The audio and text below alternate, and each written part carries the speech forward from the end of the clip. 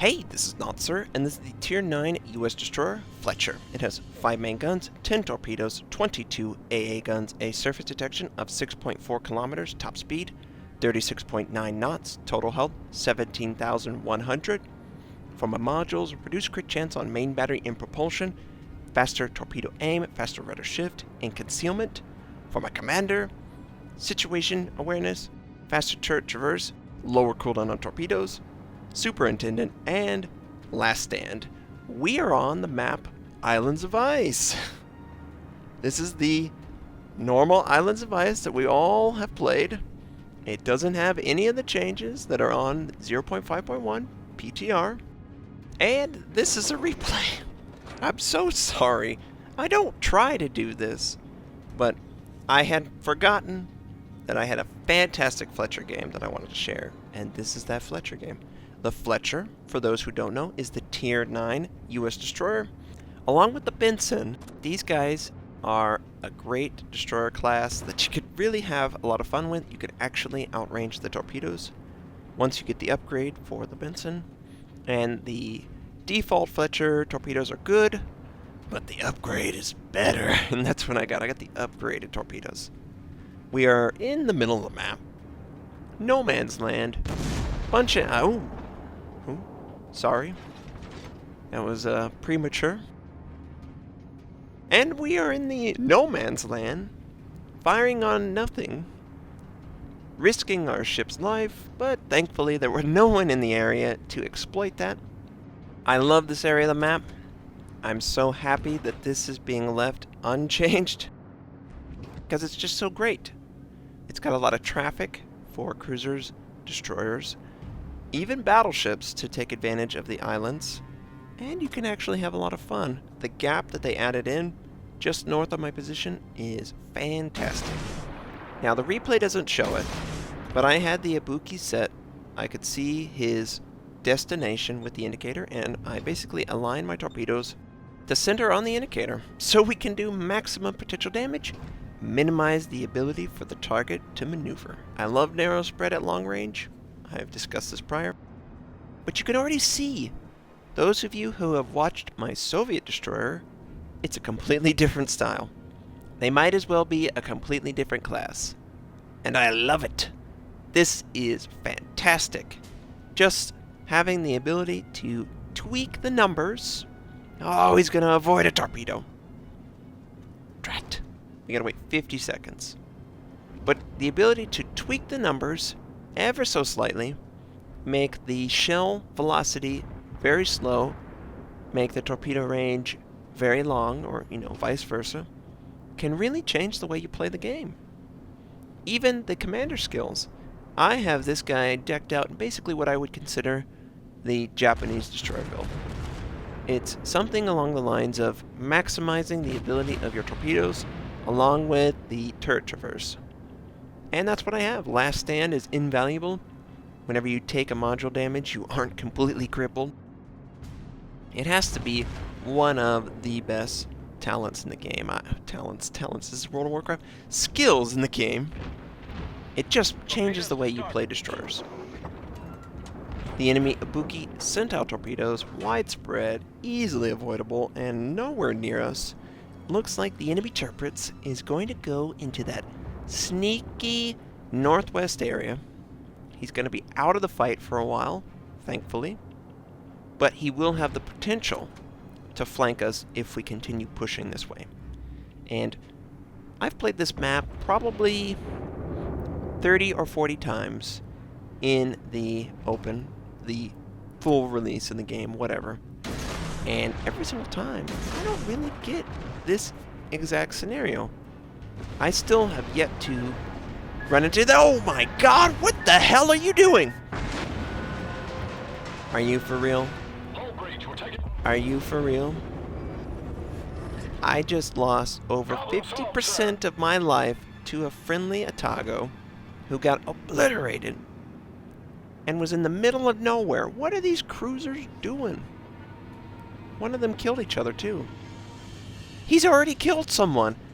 The capital guy already killed someone. One of our torpedoes is going to land on the Pensacola while all this is going on.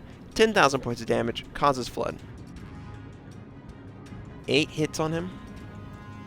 I don't know what is wrong with the capital guy, but I would consider that borderline attempted murder, okay? So, we're still alive, thankfully. Mind you, it completely changes the way we play the game. We can't be aggressive at all. 1 or 2 salvos and we're done for. We gotta wait on our torpedoes.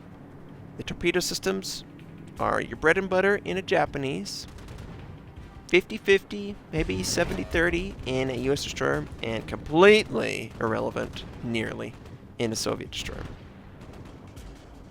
So, we're spotted by an enemy fighter that is clearly hovering over a ship. We had our aircraft AA going off. That's not really a big deal.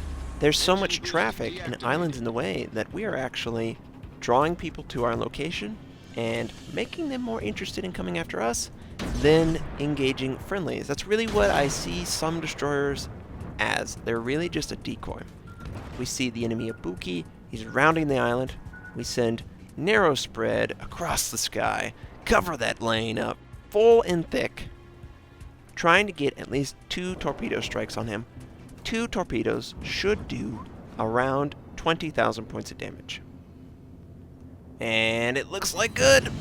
1, 2, 25,000 points of damage. We cause flooding. He, of course, is going to use damage control, and he has his heal ability. Damn Tier 9 and Tier 10 cruisers. We fire, trying to get a fire. We fire, trying to get a fire.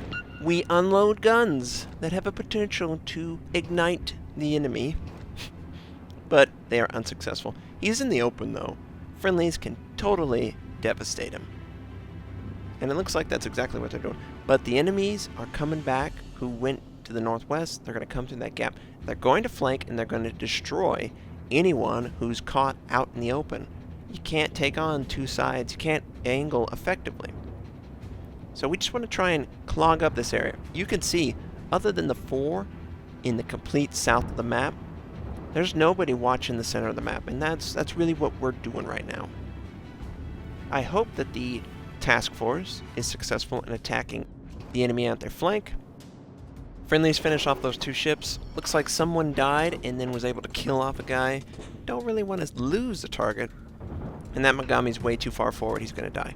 We see an enemy Otago about to round the same island. So what we're going to do is we're going to set up an attack with the assumption that he is going to move away slightly because he should know we are in the area and there's an island in the way. He can only go left or right, and I think he's going to move out and extend it a little bit. This attack should predict that and allow for a couple torpedo strikes. We only need, 2 or 3 to really kill off a full health cruiser. And the Otago's moving over it. He's moving pretty fast. Is he going to get out of it? No, he's not going to get out of it. We had a potential 4th torpedo if we needed it, and we completely devastate that Otago. The enemy Tirpitz is pushing forward. We are about 1.5 kilometers away, now 1, from being detected. So we're going to head back. We see someone's firing from smoke, so a destroyer, I believe, has put down smoke, and we're spotted because obviously he's within the 6.4 kilometer detection. We're going to try and catch him on fire. The Tirpitz is one of the easiest targets to land HE on the superstructure. You can just see the vastness of that superstructure, and we catch him on fire. This is going to force out either a damage control, or he's going to burn for a while. Maybe we can get another one. And there's an enemy destroyer that shows up, and we spot it. We are sitting in smoke, of course. About when we were detected, we decided to pop smoke and come to a complete stop. Another aspect of the replay that just doesn't exist. You didn't really hear me slow down. You didn't see my rudder shift. You don't know any of that. It all should be in the base game. You also don't see that I was able to see the Izumu, and I decided to send my torpedoes. The indicator was indicating that he was going to move in that direction. We figured he would continue on that path. Maybe he would turn up north. and then we would get a nice side broadside torpedo strike. Don't think we have the potential to kill him. We would need probably 7 torpedoes to strike his hull because of all the armor and all that stuff, the battleships. Instead, we get 3 torpedoes, take him down to 50% life, cause a flood, and he's definitely going to use his damage control. The enemy destroyer pops out from the island, and we've left the safety of our smoke. Now, in this particular engagement, I believe there's a smoke cloud in between me and the enemy destroyer. That's why I was kind of obstructed. But since the enemy turrets is right there, I am no longer obstructed. The enemy destroyer can clearly see me. I'm going to try and set the turrets on fire. I don't think he used damage control on the first fire, but fire will help the team, right? And I'm already spotted, so might as well do as much damage as I can. We incapacitate stuff, but we're not getting the fire. We really want to fire. Enemy destroyer shows up on the mini-map, and you could see how much I look at the mini-map. That was probably a second or two, and we engage him. We have to. He is putting direct pressure on us. We don't have the health. We can only afford to take a couple rounds. We get Confederate, which is pretty cool, but in this particular scenario, it's looking grim. We're down almost 2-1. Well, I'm landing shots on the guy. Take out his propulsion. Gotta use damage control. And he drops off. He actually chooses not to fire, interestingly. He feels like being in stealth is more to his advantage. So, we gotta keep full attention on him. He could show up at any moment. Friendly cruiser successfully eliminates all the enemies at their base. We, of course, are going to engage the destroyer. We're maneuvering. Every time he fires, we basically look at our ship, re-angle. Most of the time, we won't be hit. Sometimes we get hit by a lot. Now that we're really low, super low, we're going into a neutral stance where I only have access to my back guns. Every time he fires, we are adjusting our heading. And now we're just in full auto. Just go, go, go. Get some damage on him. His propulsion's knocked out. He is basically a sitting duck. We just can't take damage, right? And we get some really good shell accuracy. He's down to 2K. He's down to... Yes! We take out the enemy destroyer. We are very low, though. I do a quick check. I see a friendly turrets is almost full health, so if we can help take out this turrets, we have a chance of taking 1, maybe 2 battleships with us. And that's pretty exciting. We do have the potential to win this game, even with a team killer. So I'm going to head towards the friendly turrets, try and amplify his damage output on the enemy turrets. The enemy turrets already burning. And I see, I just want to get a gauge on everyone. No real target for torpedoes, and an island is going to be in the way. The enemy Japanese destroyer really liked the way I handled my gun there, if you know what I mean. And it was pretty effective. It's really easy to hit a target that's stationary. I can't stress enough. Don't be stationary. I see Yamatos, and they think they're big and bad. Oh, nothing can penetrate my armor. They just stay stationary. I hope there is a ship in the game that can penetrate your armor, or a point on your ship, so you can just die every time you try that strategy. It's really annoying. We engage the turrets. Looks like he's burning. Don't see a heal. Is he going to die to me? Is he going to die to an ally? Ally fires a little bit into him, but he doesn't kill him. I kill him. The ally dies. What the hell happened? He was full life. Did the Izumu do that much damage? Did the enemy turrets send out torpedoes to kill him? I don't know what. And of course the game tells us, you know what? You're basically screwed. Solo Warrior is a potential though. We know how often Solo Warrior is awarded, right? So it's not looking good, okay? We could send torpedoes out towards the enemy Izumu. We are right near our max range. And I figure, I'll send it. Maybe he's not expecting it. We did show up for half a second after our gun was visible, the extended range. So he could predict this, but we'll see. And we want to keep our distance, obviously. We can still win. We need to get, I think, 2 kills, maybe 3. And I know that's nearly impossible. But those 2 guys are low enough that I can use the remaining cooldowns available to me. Now, on the PTR, they've made a change for defensive fire. Defensive fire is now on charges for everything. And you say, wow, that's a huge nerf. Well, defensive fire lasts for 40 seconds, has a 3-minute cooldown, and games last 20 minutes.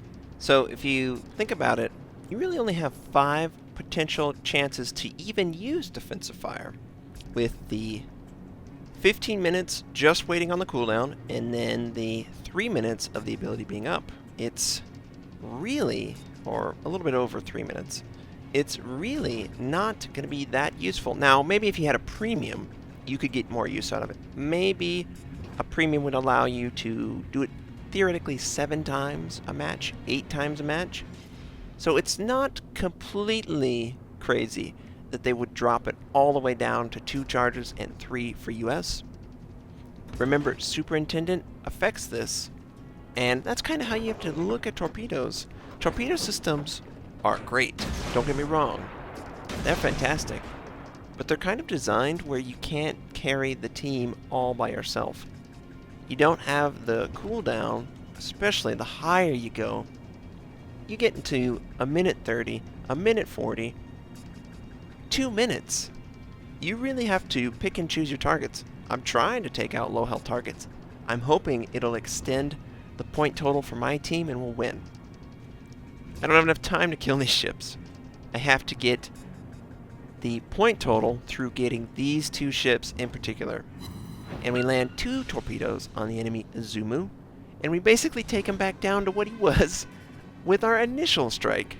So all we did was counteract the heal. Great. The enemy Ibuki appears out of nowhere.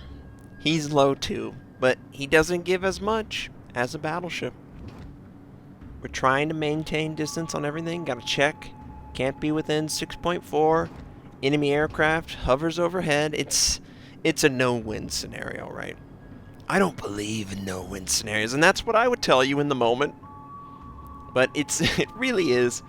I would need them to jump into my torpedoes. All of them line up, you know. The magical. The dream. We've got 1 more torpedo strike available to us. And I just don't believe a cruiser's going to do it. I need to get a battleship. So we're going to try and set up on the Izumu. He is coming directly towards us, so this is not a good torpedo. We're going to maybe get 1. Maybe 2. And that's just not going to do enough damage. The enemy Nagato is not in range, so obviously that is not a potential target. So we line up on the indicator, and we're spotted because we wait until we're right on top of him. We gotta pop smoke. They're all gonna fire on a position. And this basically tells them, there are torpedoes in the water. We should avoid this. So, you know what? Just threw away those torpedoes. This is an amazing situation. With the team killer on our team, we almost won this. What if we had those 2 ships rather than just the team killer giving up his ship and killing another guy? What would have happened? What would have changed? So, it's an interesting game. Either way, you got to see every aspect of the U.S. destroyer. I love the Fletcher. Can't wait for the gearing. I hope everyone enjoys the buffs that are coming. And that's the game, okay? They won the game. So we got 3 kills, Confederate, high caliber, and really great torpedo strikes. 2,035 base XP, way higher than anyone on our team, and almost beating out the enemy team. Around 180,000 points of damage, just fantastic, and it's all spread out. Torpedoes, guns, fire. Hope you have a fantastic day, and I'll catch you next time.